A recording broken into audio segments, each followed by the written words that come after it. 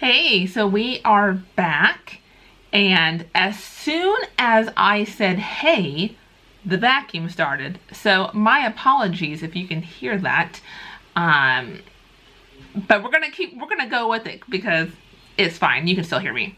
So we're gonna talk today about being a healthy lawyer and what that means for you and what it means for me and kind of what I've been doing. And we're gonna talk about this while I am doing my nails.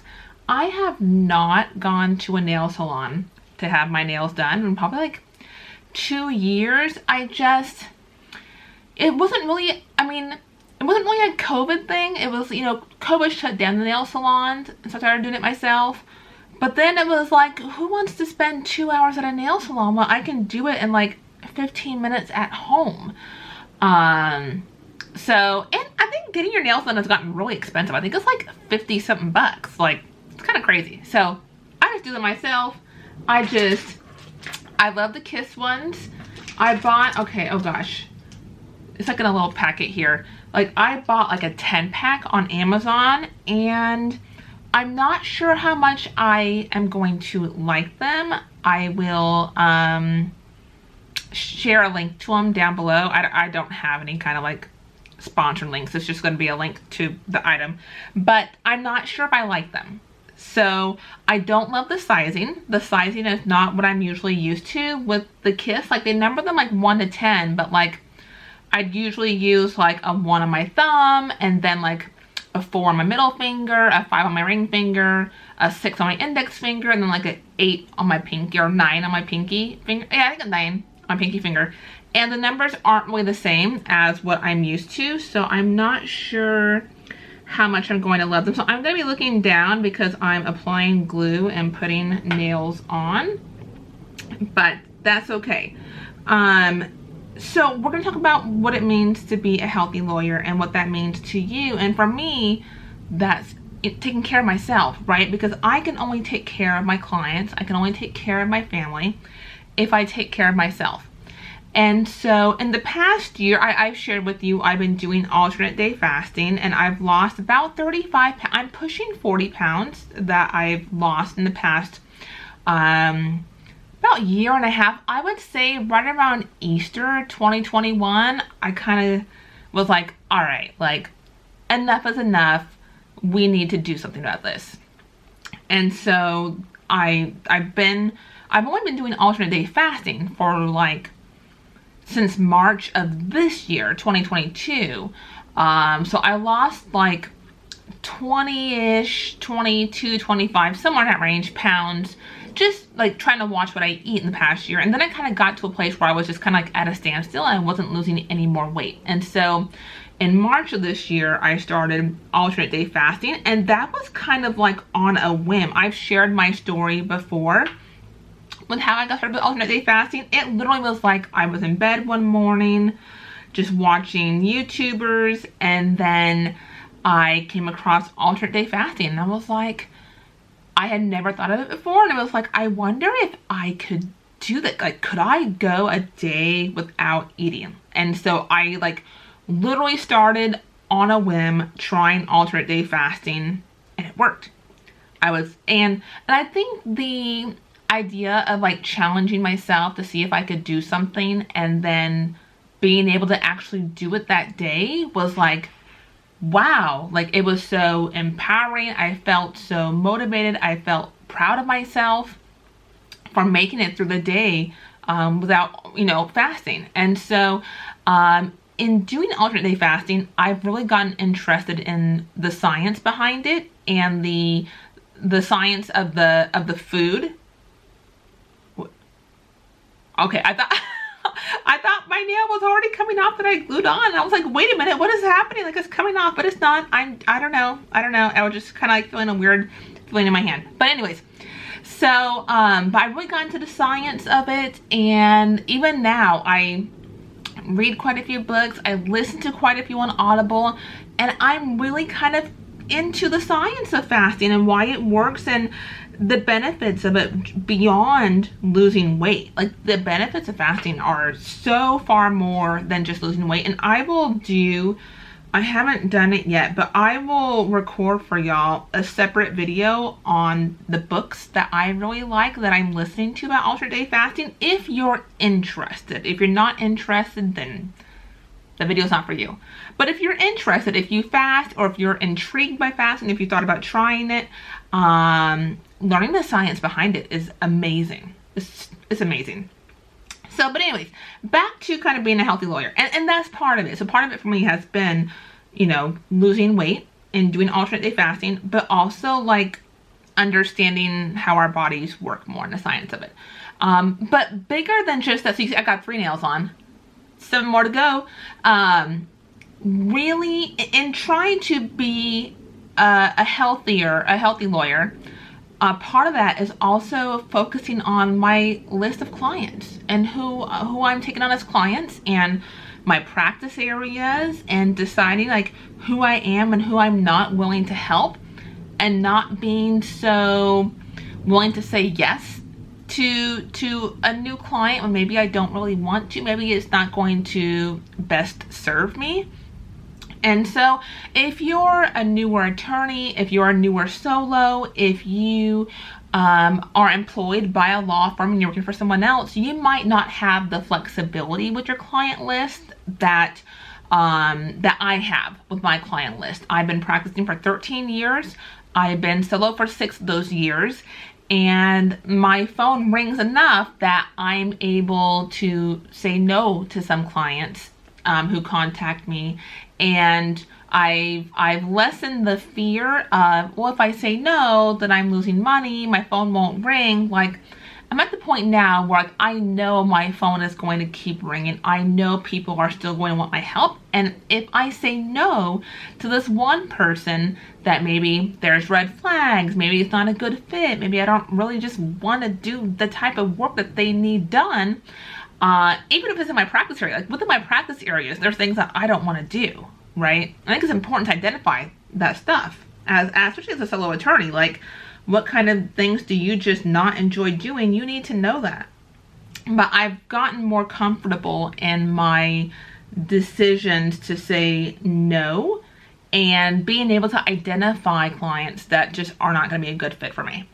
And so in doing that and focusing on my client list, focusing on my practice areas, and narrowing down who I'm willing to help, it's really helped me to focus on what's more important for me in my life. So yeah, running my law firm is important, and being a lawyer is important. That's a huge part of who I am and what I've wanted to do for most of my life. But my priorities in my career have really shifted.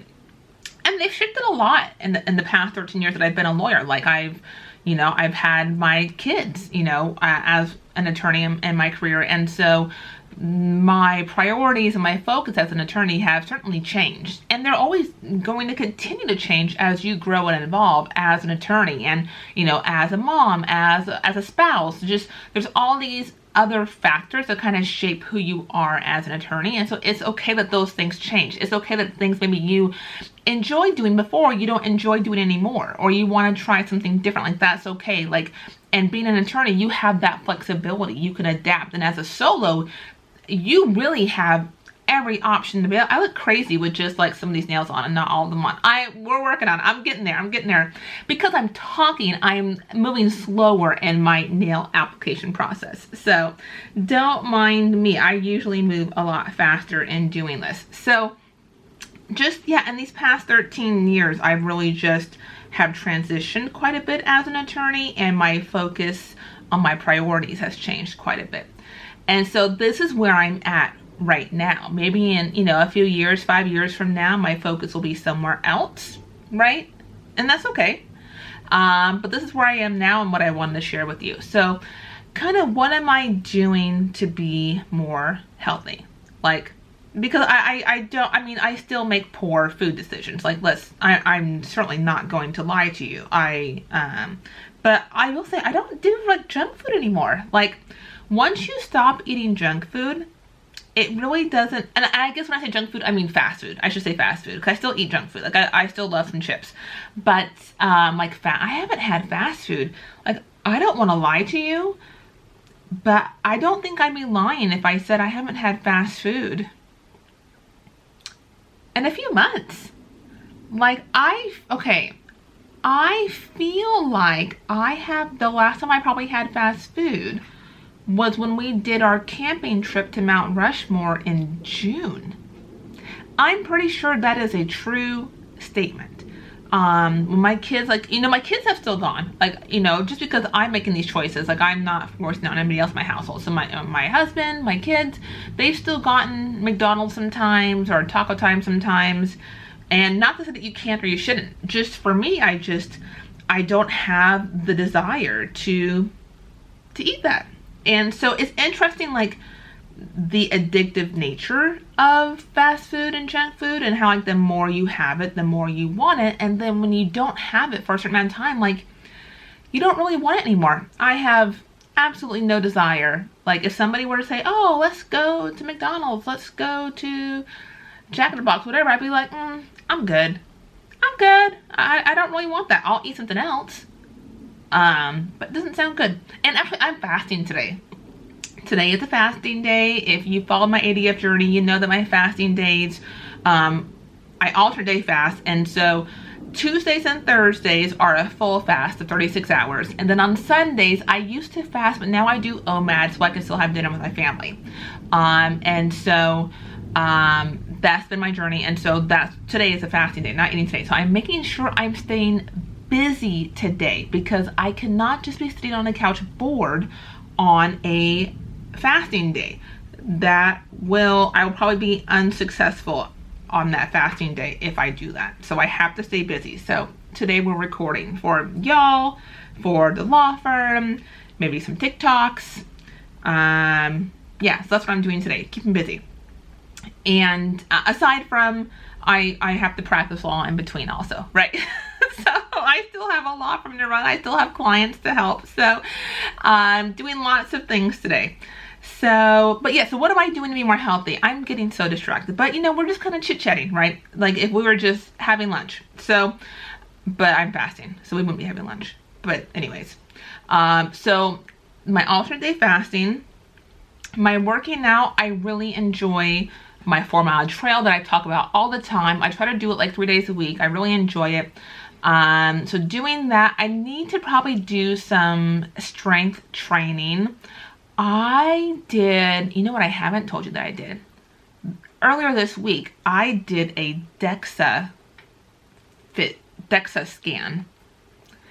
And can I tell you that seeing yourself in like a 3D image of yourself is not pleasant, but like the numbers behind it, it was like, okay, like I see some things that I can work on beyond just like the number on the scale.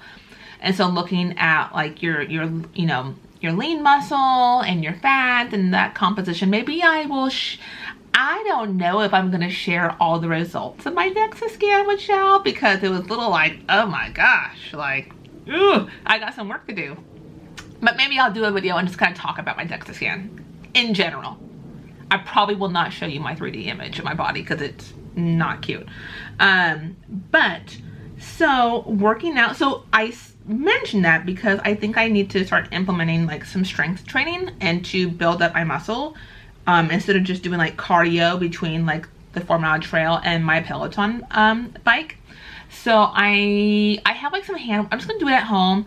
I have hand weights. I know I have some, I can just like go online and watch some YouTubers on some, you know, upper body strength training, which is what my plan is to start doing when we're going out of town tomorrow for 3 days. We've unfortunately had a death in the family, and so I'll be out of town for a few days for funeral services. So, but working out, really continuing to educate myself on the science behind food, and fasting. And then I think for my mental health, it's, you know, continuing to be selective with my caseload and really being cautious about who I take on and who I don't take on as a client in my law firm, because it can be so draining to have certain clients that may not be a good fit for you. I mean, aside from just the legal work of it, I'm not even talking about the legal work, which is draining in of itself, but just having clients that are just mentally draining for you or emotionally draining for you, can really take a toll on you and can really burn you out and wear you out real quick in the practice of law. And so being more aware of that. And then, you know, I know this is one that I know I should work on, but I don't know that I'm going to, I don't know that I want to, even though I know I probably should, is meditation. Like, I talk to so many attorneys who like swear by meditation and meditating. Like, I got one hand down, whoop, whoop.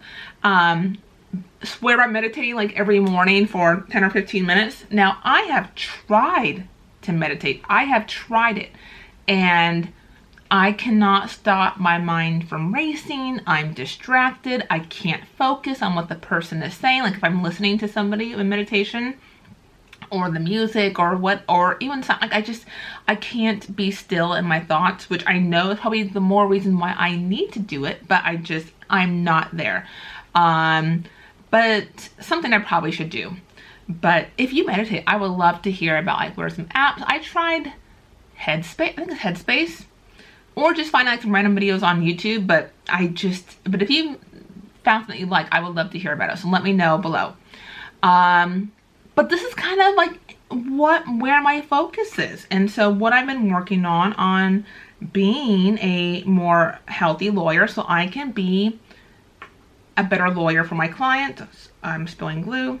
A better lawyer for my clients, you know, and be, you know, a better just kind of overall person, and being there for my family and friends and things like that. And so, and this is kind of like where my focus is on this channel, and this is why I talk about my alternate day fasting and working out in addition to running a law firm, because these are all the components of things that I'm working on. And so that's all I know, right, is what am I doing, what's worked for me, what's not working for me, and then I share it with you. And then you take from it what works for you and what doesn't work for you. Like, you don't have to do what I do. You don't have to alternate day fast, you know. But I think hearing others talk about their journey and listening to others and then using that to make your own decisions and figuring out what works for you. I've lost my glue lid.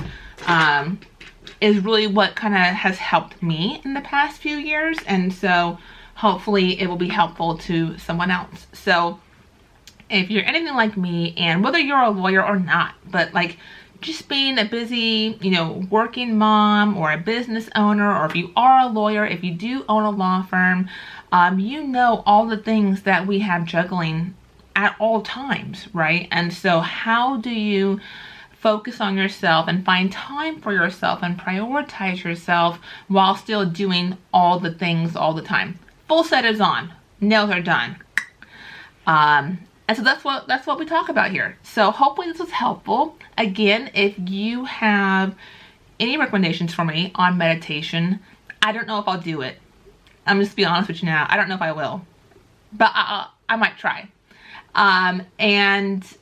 Just trying to be the best version of ourselves here. So hopefully this was helpful. If so, I would appreciate a like. Thank you so much. And I'll see you in the next one. All right. Have a good one.